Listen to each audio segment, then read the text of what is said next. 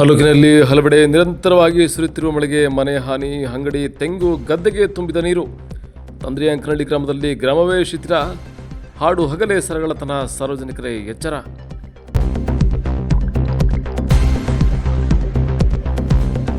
ಹೌದು, ನಿರಂತರವಾಗಿ ಸುರಿಯುತ್ತಿರುವ ಮಳೆಯಿಂದಾಗಿ ಸಾಲಿಗ್ರಾಮ ತಾಲೂಕಿನ ಹಲವೆಡೆ ಮನೆಗಳು ಕುಸಿದು ಬಿದ್ದಿದ್ದು ಭಾರೀ ಆತಂಕ ಉಂಟಾಗಿದೆ.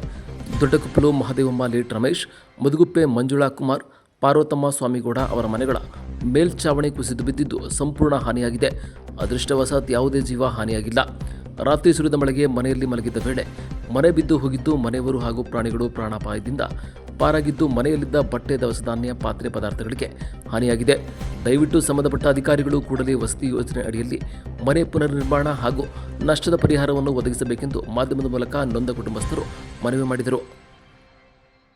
ಘಟನೆ ನಡೀತಿದ ಸಂಜೆ ಒಂದು 6:30, 7:30 ಅದೇ ಟೈಮಲ್ಲಿ ನಡೆದಿರೋಂಥ ಘಟನೆ.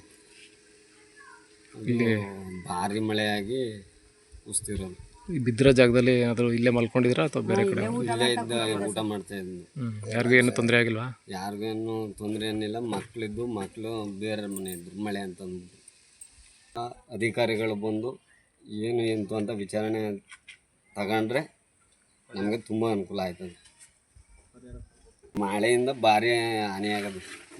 ಮಳೆ ಹೆಚ್ಚಿನ ಮಳೆ ಆದಿದ್ರಿಂದವ ನಾವು ಇದು ವಾಸದ ಮನೆ ನಮಗಿರೋದು ಇದೊಂದೇ. ಬೇರೆ ಕಡೆ ಎಲ್ಲೂ ಹೋಗೋಕೆ ಅವಕಾಶ ಆಗಿಲ್ಲ. ಅಧಿಕಾರಿಗಳು ಬಂದು ಇದಕ್ಕೆ ಪರಿಹಾರ ಏನು ಅಂತ ಸೂಚನೆ ಕೊಡಬೇಕು.